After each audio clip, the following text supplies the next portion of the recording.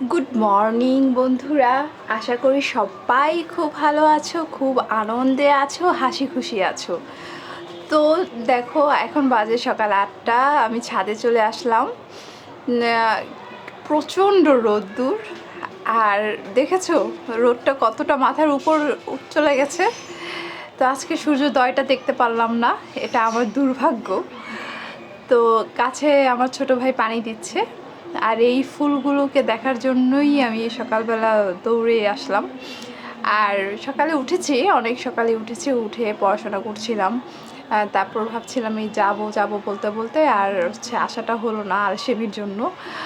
তো কি বলবো বলো, এত গরম যা বলার বাহিরে। তো আজকে তোমাদের সাথে যে টপিকসটা নিয়ে আলোচনা করব সেটা হচ্ছে ওভার থিঙ্কিং। আমরা গৃহরাজকুমারীরা কিন্তু আমাদের মাথায় সব সময় একটা ওভার থিঙ্কিং চলতে থাকে, সব সময় আমাদের মাথায় অনেক চিন্তা ঘুরতে থাকে। যেমন ধরো, যদি আমাদের পরিবারের কেউ একটু বাইরে যায়, এখন কি করছে, ঠিকমতো খাওয়া দাওয়া হচ্ছে কি না, ঠিকমতো সে তার কাজটা করে আসতে পারছে কি না, বা রাস্তায় কি কোনো গণ্ডগোল হলো কি না, বা তার কাজের ক্ষেত্রে কোনো প্রবলেম হলো কি না, বিভিন্ন ধরনের চিন্তা আমাদের মাথায় চলে আসে। আবার যখন আমরা নিজেরাই কাজ করতে যাই, আচ্ছা আমি যদি ওই কাজটা করি তাহলে কি ঠিক মতো হবে, রান্নায় কি ভালো মতো লবণ হলো, রান্নায় কি ভালো মতো এটা হলো, বা ঘরের যখন মালামালগুলো গোছাতে যাই তখন ঘরের এই জিনিসটা কি এখানে রাখা ভালো না ওখানে রাখা ভালো, মানে এই যে ওভার থিঙ্কিং, অতিরিক্ত চিন্তা করাটা, এটা আমাদের সবার মধ্যেই আছে। কিন্তু হ্যাঁ, এই অতিরিক্ত চিন্তা করাটা কিন্তু আমরা কিছু ওয়েতে চেঞ্জ করতে পারি। ছাদ থেকে এসে আমি আমাদের সব রুমগুলোকে আমি গুছিয়ে নিচ্ছি। তো নাম্বার 1 টিপস, ওভার থিঙ্কিং কোনো রোগ বা সমস্যা নয়, এটা তোমার সবার আগে বিশ্বাস করতে হবে। ওভার থিঙ্কিংটা কোনো রোগ বা কোনো সমস্যা নয়, এটা তোমাকে মনে প্রাণে বিশ্বাস করতে হবে। নাম্বার 2, রিয়েল লাইফে যা হয়নি তা নিয়ে ভাবছি, তাই আমাদের রিয়েল লাইফে ফিরে আসতে হবে।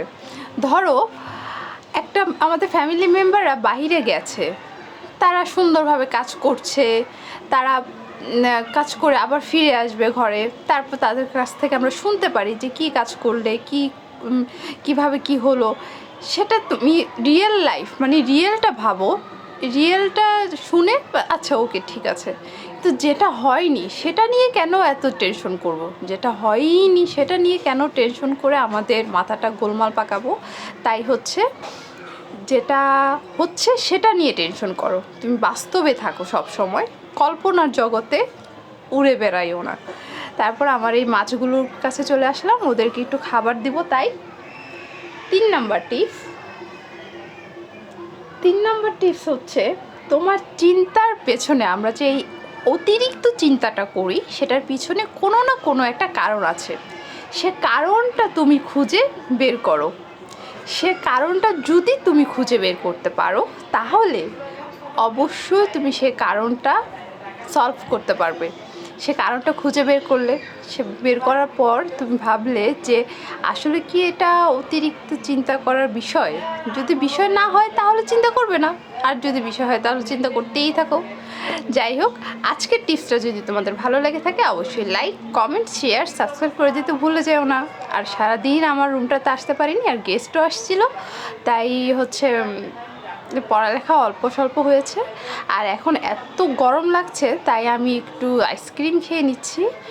তো আইসক্রিমটা খাওয়ার পর ভাবছি একটু পড়তে বসবো। আর প্রচণ্ড গরম, আর একটু একটু বজ্রপাত হচ্ছে, জানি না হবে কি না, বৃষ্টি হলে তো বেশ ভালো হয়। তো আর এই যে ওভার থিঙ্কিংটা কিন্তু আমারও হয়, তাই আমি এখন এই টিপসগুলো ফলো করে একটু ভালো আছি। তাই আশা করি তোমাদেরও এই টিপসগুলো কাজে লাগবে। তারপর বসে পড়লাম পড়তে। যদি তোমাদের ভিডিওটি ভালো লেগে থাকে তাহলে অবশ্যই লাইক, কমেন্ট, শেয়ার, সাবস্ক্রাইব করে দিও।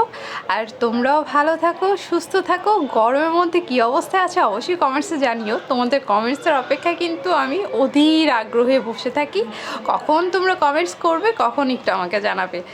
তো আজকের ব্লগটি এই পর্যন্তই। সবাই ভালো থেকো, সুস্থ থেকো, আর হাসি খুশি থেকো, খুব ইম্পর্টেন্ট একটা জিনিস।